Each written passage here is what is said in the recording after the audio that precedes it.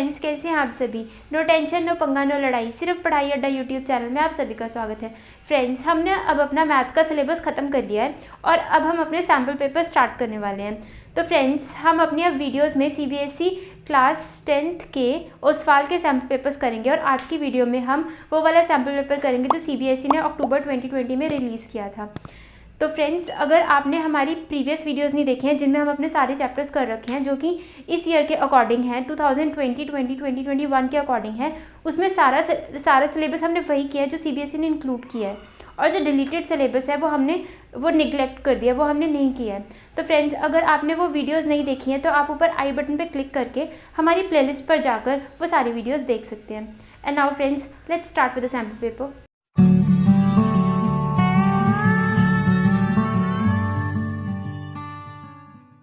Let's start with the first question. हमारा first question है, if x y is equals to 180, x into y, this means x into y. अगर ये x Y साथ दे रखा है तो इसके बीच में हमारा मल्टीप्लाई का साइन होता है।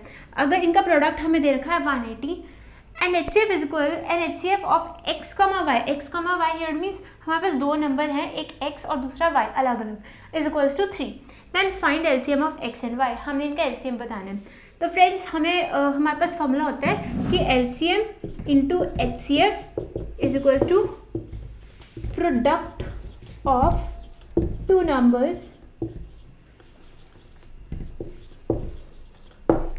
तो फ्रेंड्स, हमारे पास LCM हमें फाइंड आउट करना है, तो LCM of x comma y हम लिख लेंगे into HCF of x comma y हमें दे रखा है 3 is equals to product of two numbers.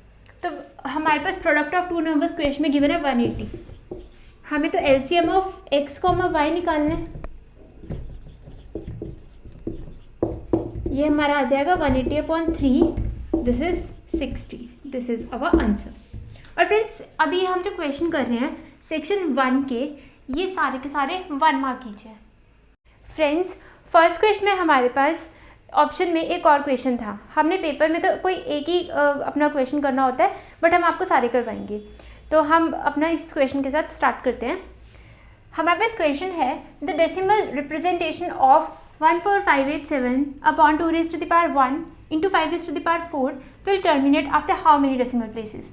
हमें बताना है कि ये जो डेसिमल रिप्रेजेंटेशन है that will terminate after how many decimal places. तो फ्रेंड्स, ये हमने अपने फर्स्ट चैप्टर में करा था कि अगर हमारे पास डिनोमिनेटर में 5 और 2 होता है तो मतलब दैट नंबर इज टर्मिनेटिंग। मतलब क्या है कि अगर हम न्यूमरेटर को डिनोमिनेटर से डिवाइड करेंगे तो वो नंबर कभी ना कभी हमारे पास रिमाइंडर में 0 आ जाएगा, और अगर रिमाइंडर में कभी 0 आए ही ना, वो नंबर चलता जाए तो that number is non terminating. तो अब यहाँ पर हमारे पास 2 और 5 दोनों ही है, तो that means this number is terminating. इतना तो हमें समझ में आ गया, बट हमने बताना है कि ये कितने प्लेसेस के बाद टर्मिनेट होगा हमारा, ठीक है। तो हमारे पास क्वेश्चन है 14587 upon 2 raised to the power 1 into 5 raised to the power 4। Friends, इसमें हमारे को करना क्या होता है कि हमारे पास जितने 5 हैं उतना ही हमारे पास कोई दूसरा नंबर भी होना चाहिए। हमें क्वेश्चन में 2 एक ही दे रखा है और हमें क्वेश्चन में 5 4 दे रखे हैं, तो हमें क्या करना है, 2 भी 4 बनाने पड़ेंगे। हमें 3 2 और चाहिए, तो हम क्या करेंगे, न्यूमरेटर और डिनोमिनेटर को 2 raised to the power 3 और 2 raised to the power 3 से मल्टीप्लाई एंड डिवाइड करेंगे। तो हमें पता है कि 2 raised to the power 3 is equals to 8। 14587 को हमें 8 से मल्टीप्लाई करना पड़ेगा। और ये हमारे पास फ्रेंड्स, हमारे पास फॉर्मूला होता है कि अगर हमारे पास बेस सेम हो और पावर अलग हो, a raised to the power m हो into a raised to the power m हो, तो वो क्या हो जाता है, बेस कॉमन आ जाता है और पावर्स हमारी ऐड हो जाती है, m plus n। So this is 2 raised to the power 4 into 5 raised to the power 4, ठीक है। तो ये कितना हो जाएगा, इसका मतलब क्या है कि 5 इंटू 2 एक बारी आ जाएगा, इंटू 5 इंटू 2 एक और बारी आ जाएगा, 5 इंटू 2 के कितने 4 पेयर्स बन जाएंगे हमारे पास। तो मतलब उतने ही हमारे पास ज़ीरोज़ आ जाएंगे, 5 2 ज़ा 10, ऐसा हो जाएगा ना, 10 इंटू 10 इंटू 10 इंटू 10। तो ये क्या हो जाएगा हमारे पास, 10 4 वाली 0 आ जाएंगे, तो ये 10,000 हो जाएगा हमारे पास। फाइन। सो हमने ये बताना है कि कितने प्लेसेस के बाद हमारे अब आगे ज़ीरोज़ कितने डेसिमल प्लेसेस के बाद हमारे पास हमारे जो पर्टिकुलर नंबर टर्मिनेट होगा। अब इन दोनों को मल्टीप्लाई भी करना पड़ेगा।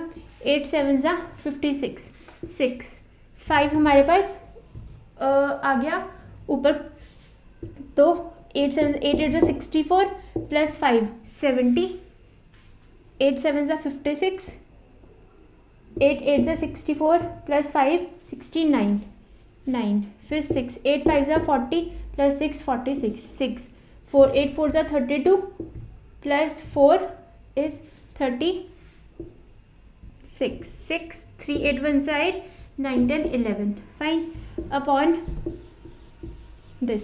तो 1 2 3 4 1 2 3 4 4 नंबर को छोड़ के हमारा डेसिमल लग जाएगा, ठीक है। तो our answer is after 4 decimal places.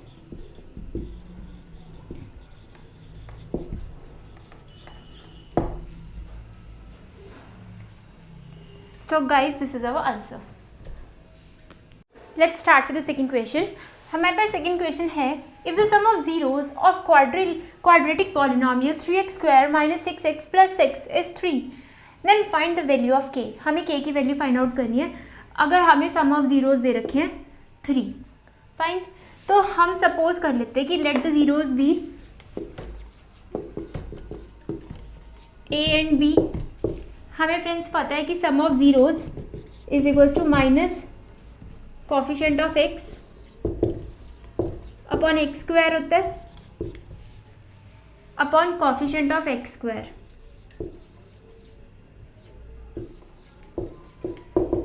Fine, तो minus coefficient of x is minus of -6 upon coefficient of x square is equals to 3, और इसी की ही वैल्यू हमें क्वेश्चन में दे रखी है इज इक्वल्स टू 3, तो हमारी k की वैल्यू आ जाएगी 9।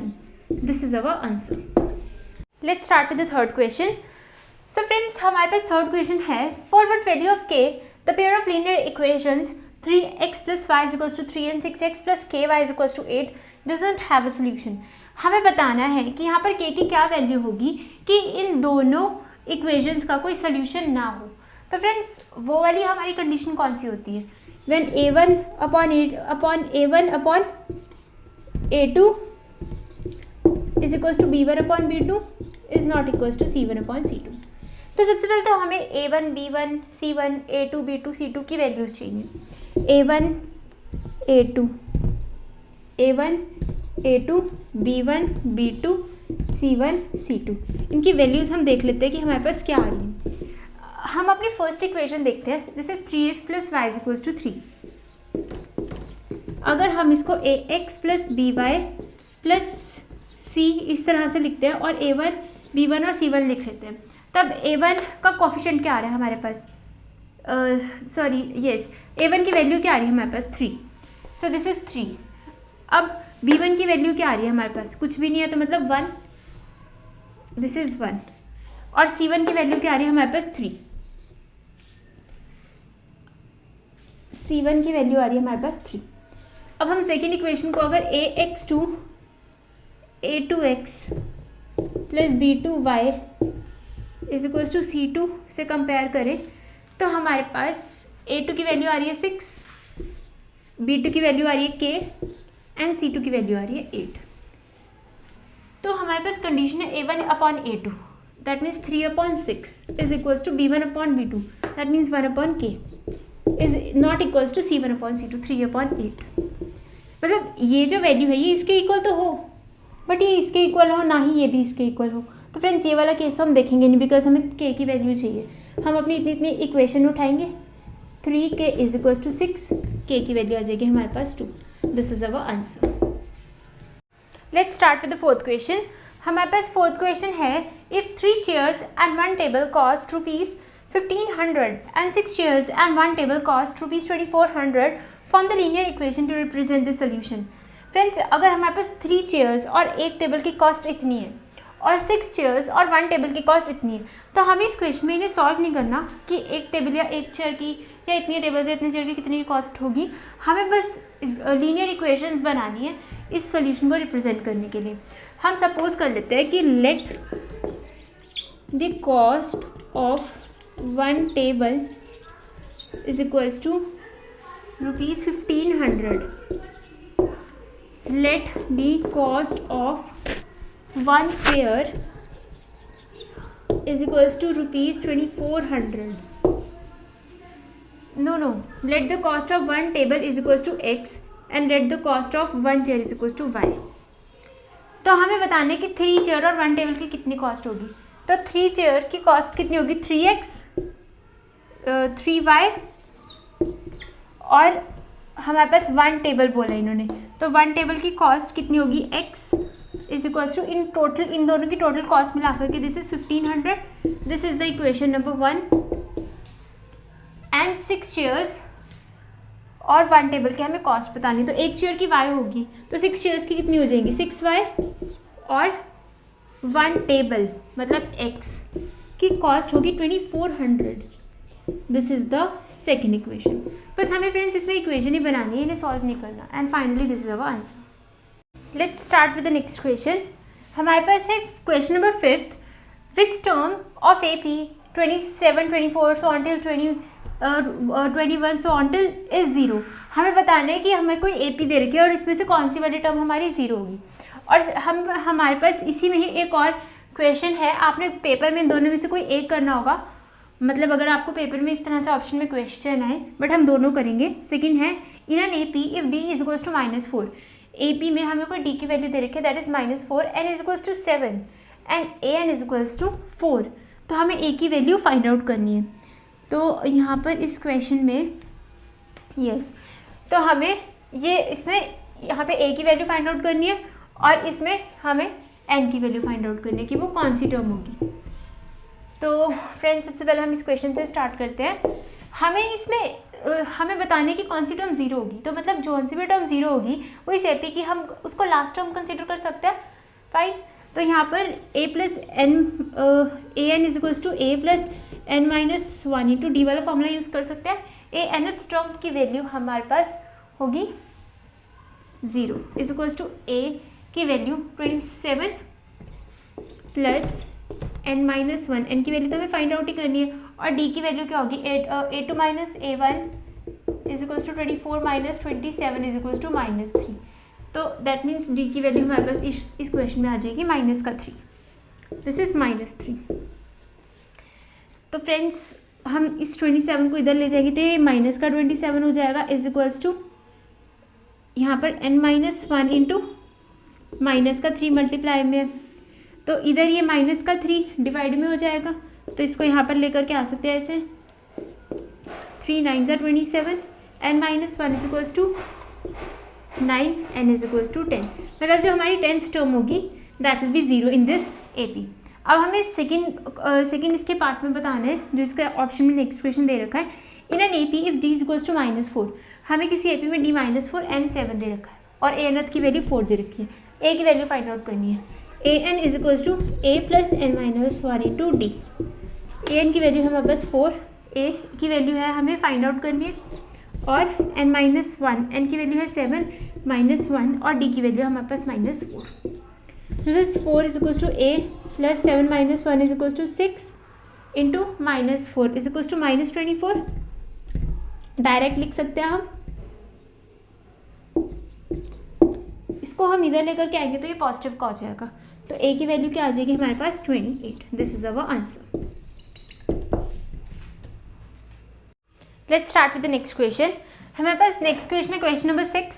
For which value of k the given quadratic equation 9x square plus 6xk plus 4 is equals to 0 has equal roots. Friends हमारे पास इक्वल रूट्स कब आते हैं? जब हमारा जो डिस्क्रिमिनेंट है that is b square minus 4ac is equals to 0. अगर हमारे पास इसकी वैल्यू 0 हो तो हमारे पास जो हमारे रूट्स है वो हमारे इक्वल आते हैं. अब इसको ax square plus bx plus c से अगर हम कंपेयर करते हैं तो हमारे पास a की वैल्यू आ जाएगी 9, b की वैल्यू आ जाएगी हमारे पास 6k एंड c की वैल्यू आ जाएगी हमारे पास 4.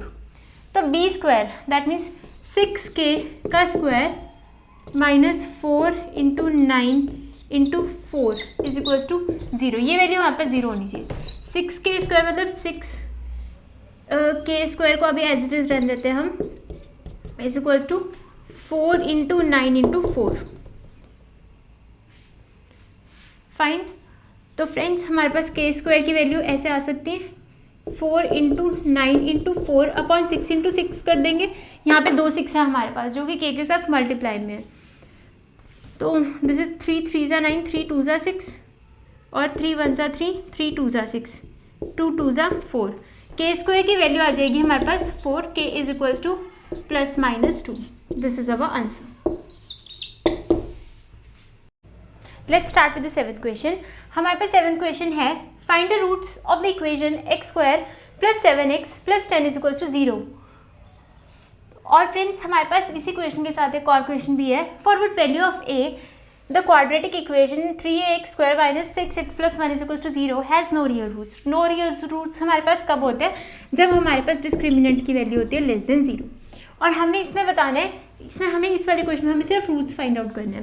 तो फ्रेंड्स हम अपनी इक्वेशन देख लेते हैं x square plus 7x plus 10 is equals to 0। हम इसे कंपेयर करते हैं a x square plus b x plus c से।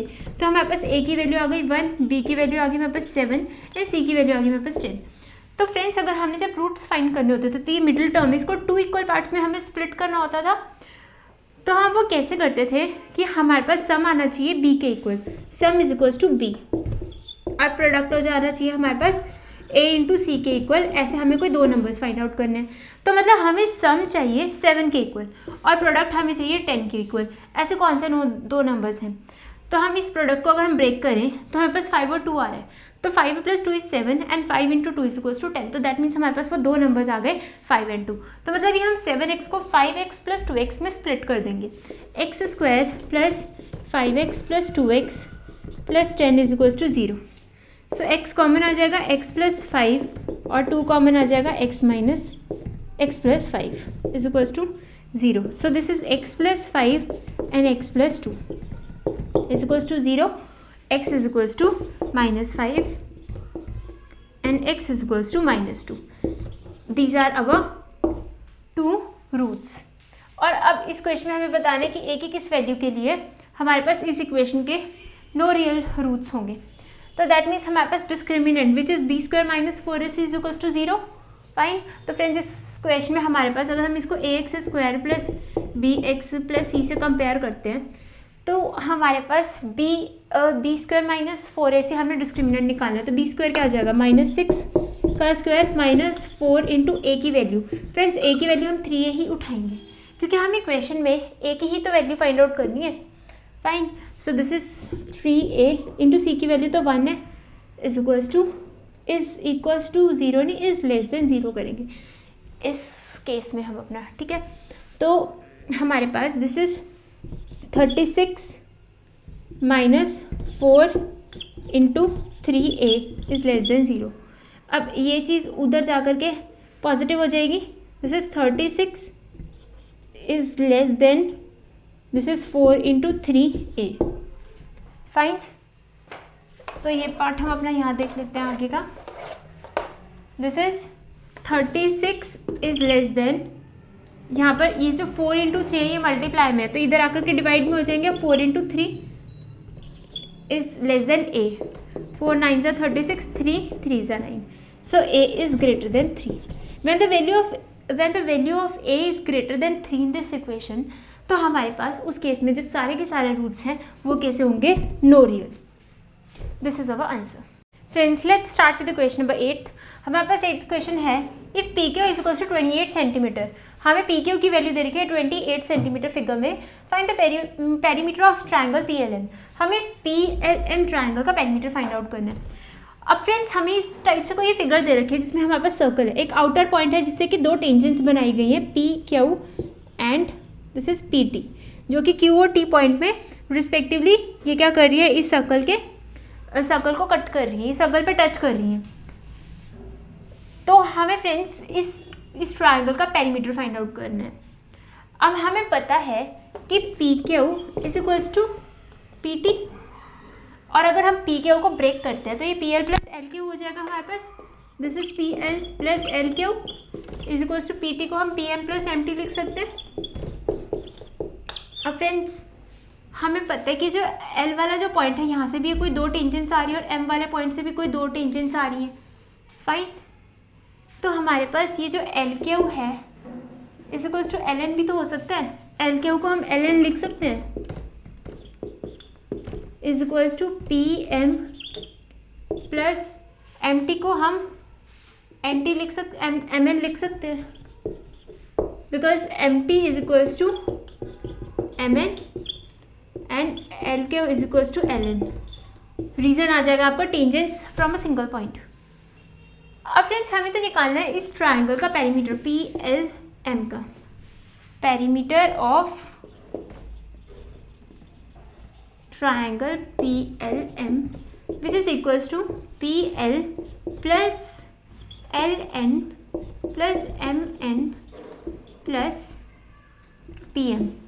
अब फ्रेंड्स हमें पता है कि हमारे पास ये 28 है, तो मतलब ये भी तो 28 ही होगा, because tangents from a single point to a circle are equal in length. अगर हम किसी एक आउटर पॉइंट से कोई दो टेंजेंस बनाते हैं सर्कल पे तो वो हमेशा इक्वल होंगी लेंथ के।